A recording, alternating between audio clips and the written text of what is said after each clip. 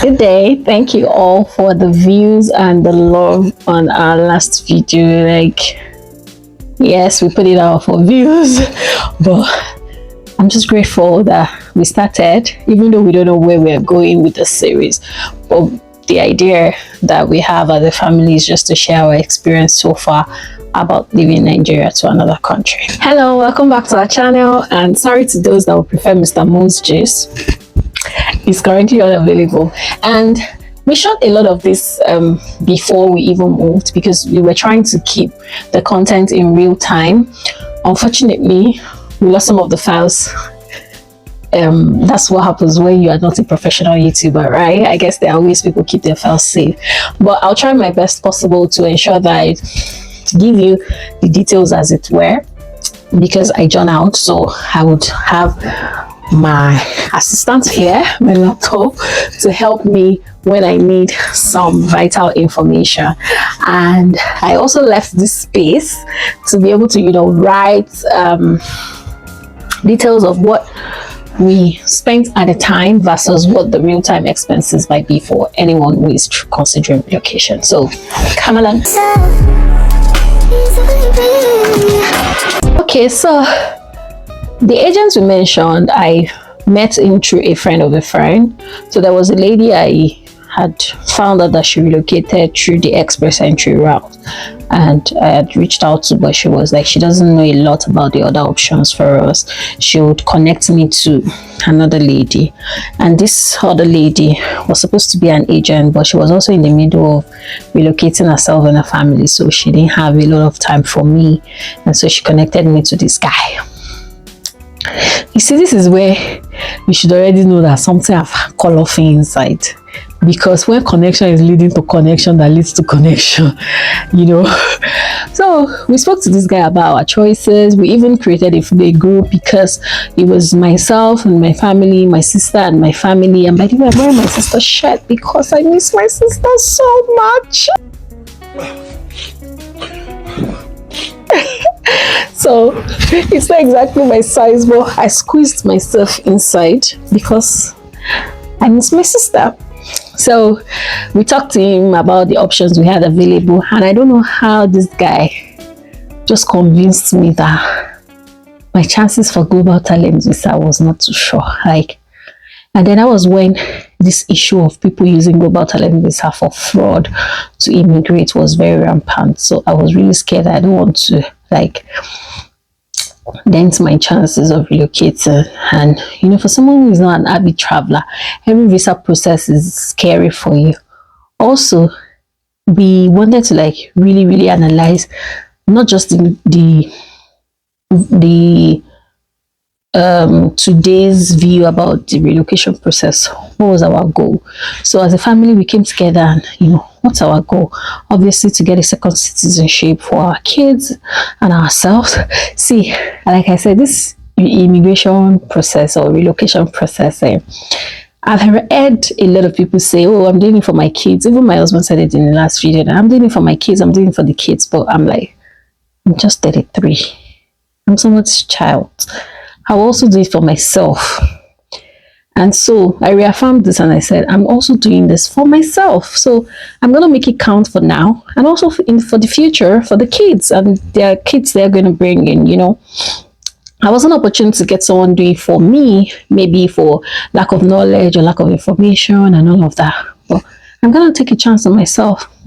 And so that was a cross on global talent visa for UK. Also, because the British or the UK government has a way of changing their rules and laws almost every market day, I wasn't sure I wanted to do that. Even though UK would have been the most convenient option for me because I have a lot of family members there and my sister was going to the UK. I have another sister in the UK, well established, and UK will most likely be easy on me because of my talents, because of my skills, because of my business. It's more receptive to startups and there were a lot of acceleration programs. UK is also not so big, so I could reach out to. I had a lot of friends. Oh my god! Immediately I started to share with them that, oh, I'm thinking about this, and I come to the UK, come to the UK. Like, it would have been super easy for us. But you see, as much as I was looking for soft life for now, you remember that I said that I was considering the future for us and the kids as well. So we opted for Canada.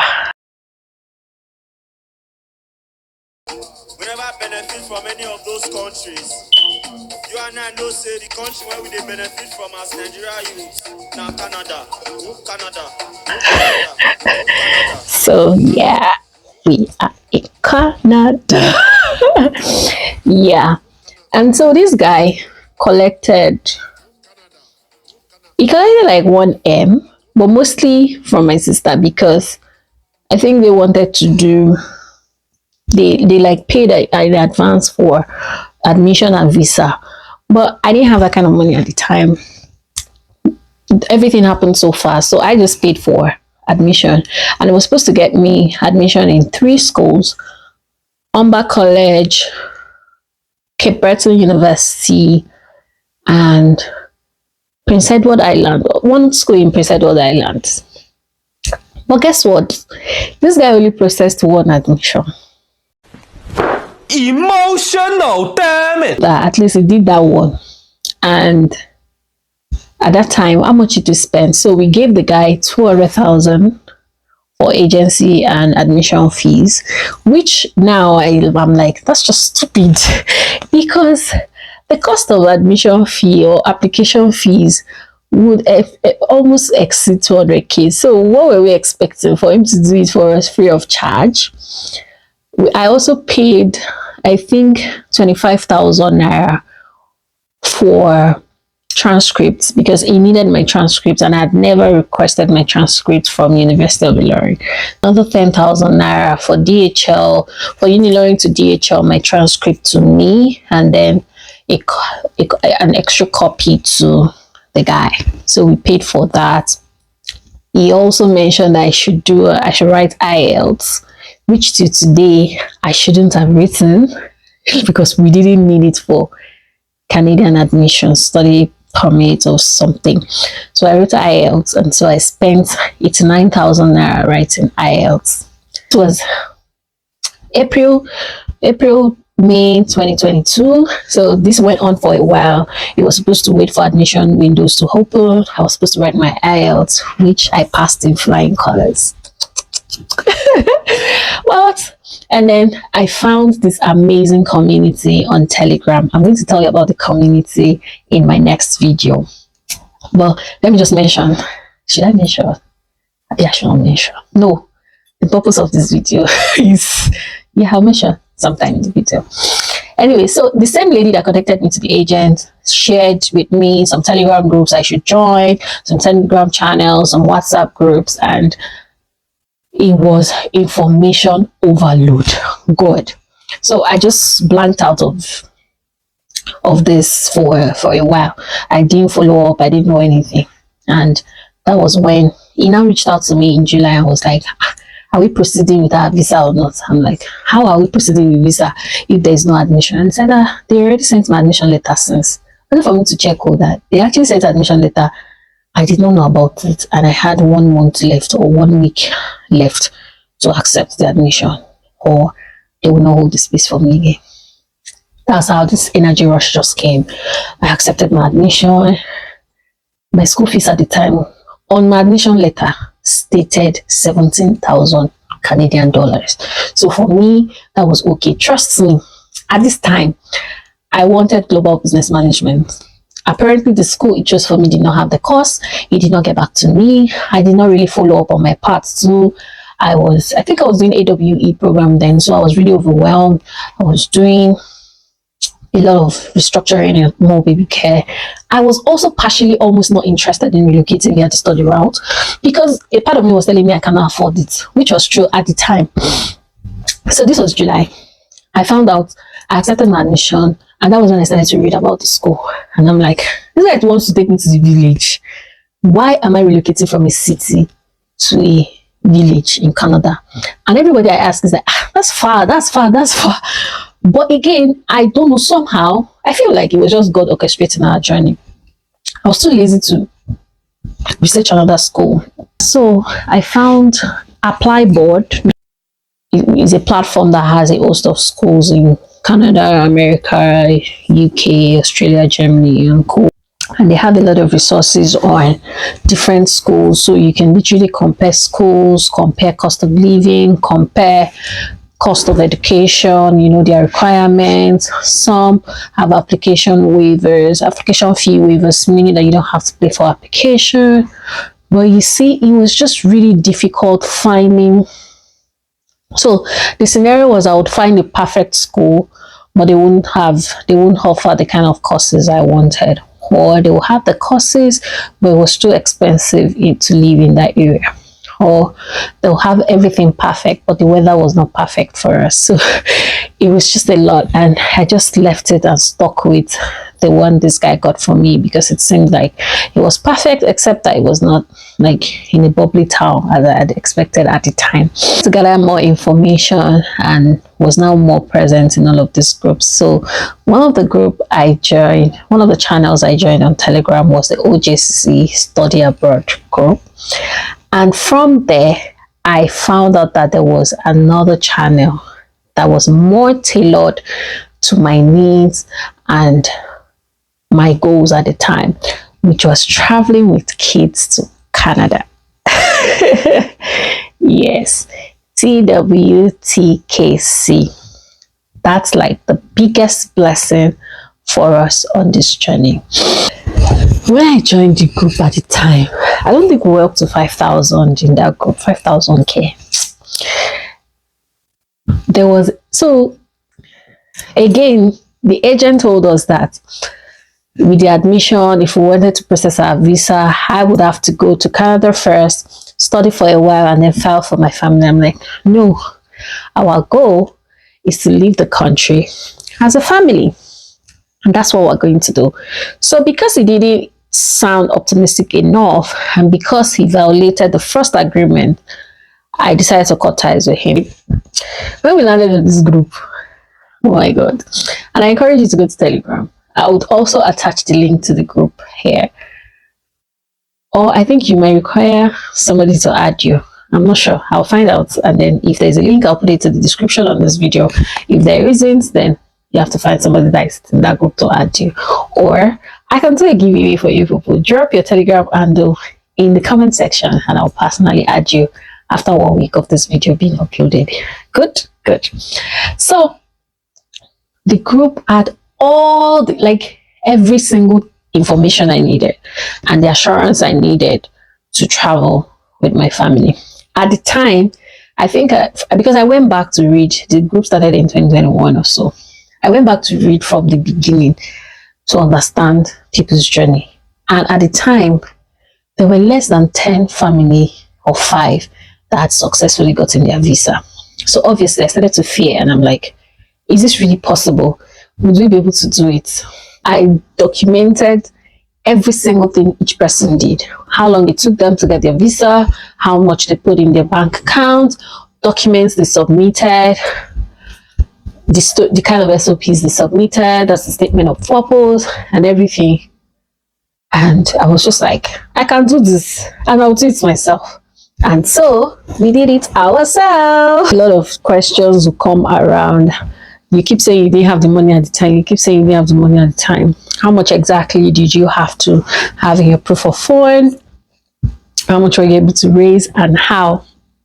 And so it takes me back to the group. So at the time, they had shared several information around how much you should have as a proof of fund, which led me to IRCC website. So I always say that when people ask that question, it sort of irks me because I'm like, there's an official amount you're supposed to have or some jar. So I went to IRCC website at the time and it states that the principal applicant should have, I think, 10,000 US dollars in for each year for living expense. So if I was going to study for 2 years and my school fees was, at the time, my first year fee was $17,000.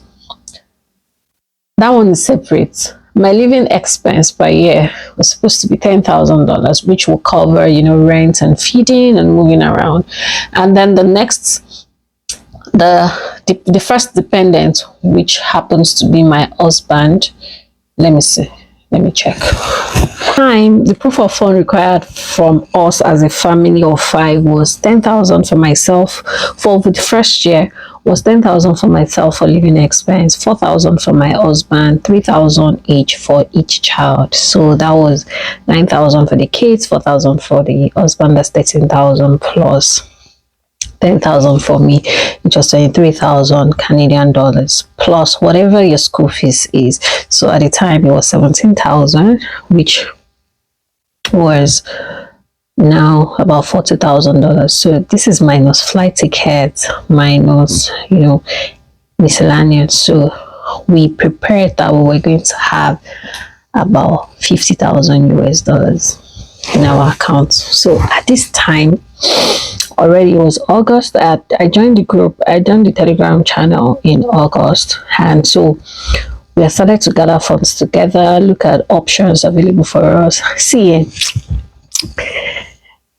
I taught a session on working on diaries on Saturday, and one of the things I taught was about building your capacity to have money.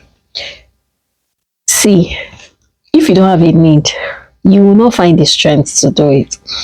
We needed at least 50,000 Canadian dollars. We barely had 10,000 US dollars in savings. So I've been saving in dollar for a while since I started earning in dollar. And somehow all this looked impossible. But between me and August, God decided to start to open doors, especially for my husband. He got a pay raise, and we said that we're still going to be living within our initial means, even lower than what we used to live for, so that we can continue to save. So we did savings. So we did like agile, what we call normal agile contributions. So we do like God, I was queen of agile for like back to back we did like 4 adjust, and I made sure that was either number 1 or number 2 because I had a goal. So on the long run, people say that adjust is not so effective. It depends on what you want to do with that money.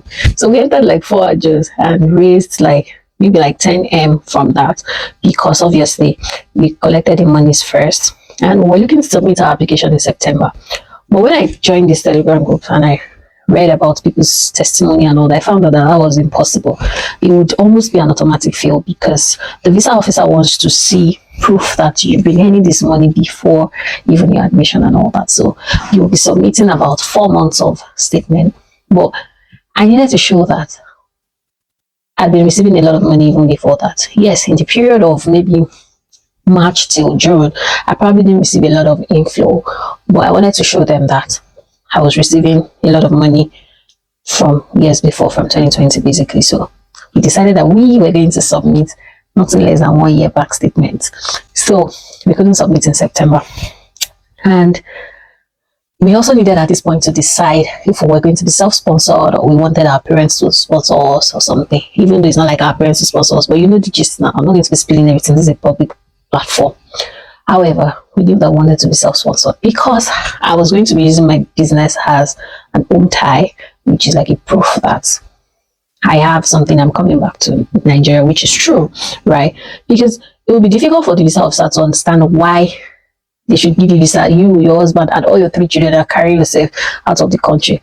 What's the assurance that you're going to come back, right? So it would only make sense to show evidence that I was self-sufficient in my own country and the reason for my travel. So I'm going to do an entire video separately on how I convinced the visa officer with my application by reading my SOP. So let me just, what we submitted, what we gathered together. The first thing was to get our passports done. That passport, I don't think I want to ever talk about it. It's still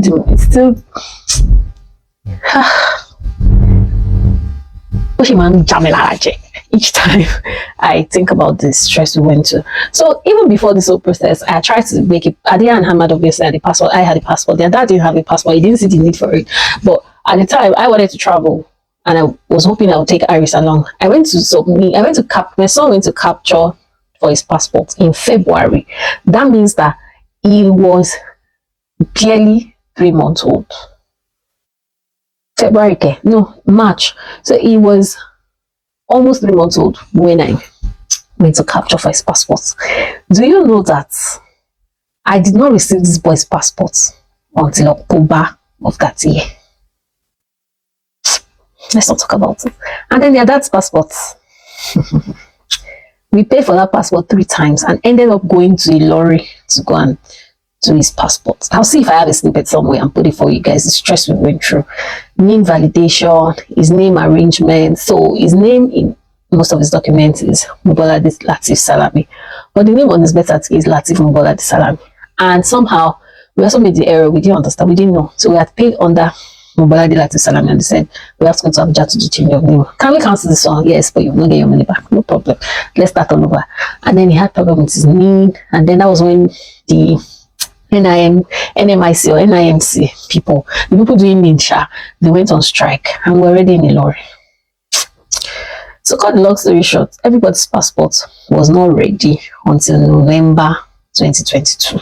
So, but we kept building our accounts, we kept putting our documents together. We had legal counsel here and there. Oh my God, shout out to my bro, Adewale Lawal, who helped me, to get some proof of ownership for some landed properties that I had not even paid attention to.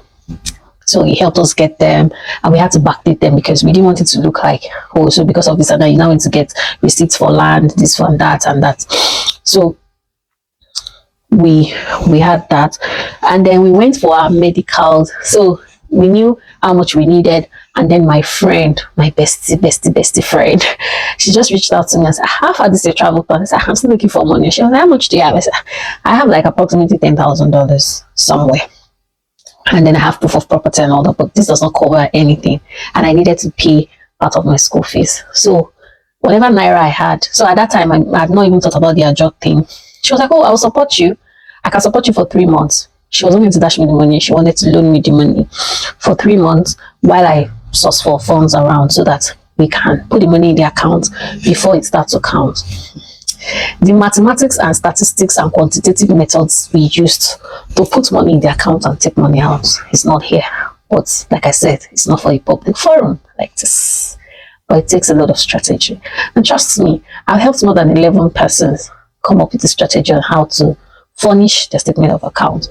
No fake money, nothing, but strategically furnish your statement of account to fit your need for travel. So you can reach out to me if you want.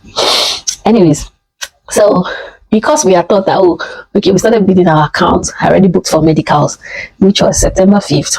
But unfortunately, Iris' passport was not ready. Luckily, they allowed us to use this birth certificate, so I didn't have to do back and forth. But Mubolade could know these medicals at that time. So we did our medicals on September 5th and eventually submitted our application on December 21, 2022. 21/12/2022. I will never forget that day.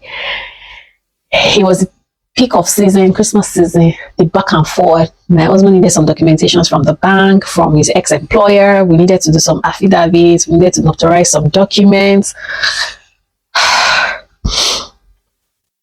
I'm going to do a short reel here and on Instagram about the documents to submit, and I'll probably just put it on the side here too. So like I said, we did an upfront medical September 5th of 2022. We eventually submitted our documents. So like I'm going to do a video showing you what my portal looked like and all the documents that were submitted and read out to you what my SOP was like. I'm sure you find it interesting. Biometrics. So we booked for biometrics for December 28th. We went for our biometrics and we did a police report. You do not need a police report, but I panicked. I went for a police report on the 17th of January, because I was waiting for them to just do something on my application. Like, what's going on? People have received my application, but I knew that the first week in January, that's 25th to 3rd of January would not count towards my application submission because that was closed. They were shut down for the year. But there was just this anxiety, and obviously I had monies that did not necessarily belong to me that I needed to refund. I had my business. I needed to know how I was going with my business, what were the plans I had. My sister's UK application was hanging. Like, there was just a lot of tension in the air. So I was like, whatever I need to do to make my application stand out, let me do it. So I went to do police report at Alagbo. Again, anything that has to do with documentation in Nigeria, I'm not going to be delving into it because I was frustrated. Oh God, it is well. And then luckily, our medicals got updated on the 18th of January. So it felt like, okay, when I uploaded this web form with the police report, they saw it and they decided to look at my application. So not everything was quiet again until February 2nd when our eligibility review started. And then I sent at least 5 emails every single day. I sent 5 emails at least every single day to IRCC. Remember my family. Because I actually already had the admission for January. I had admission for September, for January, and then for May. The admission letter I received, they gave me for September, January, and May. So it was like I needed to leave now. So, but I kept telling IRCC that I wanted to go for general admission so that they could respond. I felt like if I said I was going for May admission, the thing would slow down again. I became a prayer warrior. See, when you say you don't know how to pray, it's because you don't have a problem. You don't have a need in your life. I prayed. God. I was a nuisance to God. I prayed. I was a nuisance to God. I was a nuisance to man. I was just tired. But luckily, so one day, we went for our dental appointment. It was a Monday, February 15th. We went for our dental appointment. All of us and the kids were going back home. I was going to go to work that day. We were going back home. And I remember exactly where we are.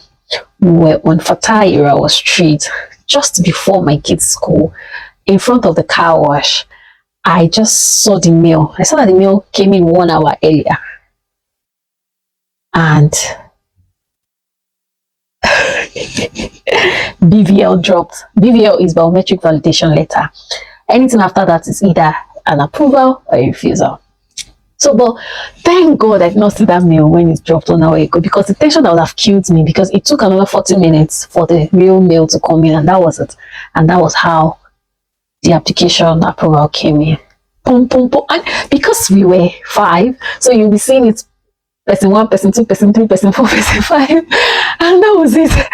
And so that was how our application got approved on the 6 weeks. It was 6 weeks, so that was December 28th, because your application only starts when you receive your biometrics.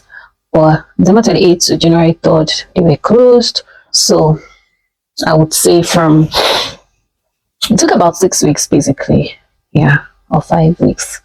But upon, we have submit, we were celebrating and everything, and I was downloading everybody's approval, and I saw that it's 4, it's not 5. What happened? Guess whose one they did not send?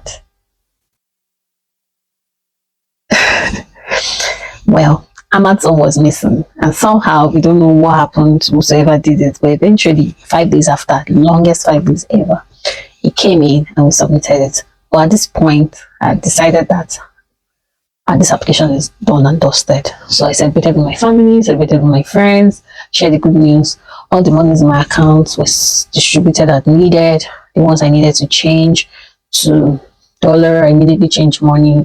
And in between, of course, before my application, I made sure that I paid some money. So remember that my school fee was $17,000. I had paid $10,000 before, and then processed another $4,000. Like I said, anything about documentation for Nigeria, I'm not going to talk about it, but let me tell you that my Form A, I paid the first 10,000 with Form A, and then I tried to pay another $5,000, and then it got rejected. And that was when Bubu, your current Bubu Jagaban, became president and stopped Form A. We finally got a visa on the 6 weeks in total for everybody. Had about $75,000 in total in account for family of 5 at the time. And I wrote one of the longest SOPs you will ever find. So in the next video, I'm going to be talking about my study visa approval in detail, like what I did differently, and teach you how to write your own study statement of purpose for the purpose of visa. And that is how we started the real journey to Canada. So please subscribe to this channel, ask questions. And I don't know if you can tell that I'm really, really exhausted. Or please encourage me. I don't know how this is gonna come out. Or encourage me and my family. I will try to ensure that I'm always here for the next video, since it's like the spice to the YouTube channel space. And the next video I'm going to shoot, I'm going to be talking about the SOPs and the documents we actually submitted for our family of 5. So yeah.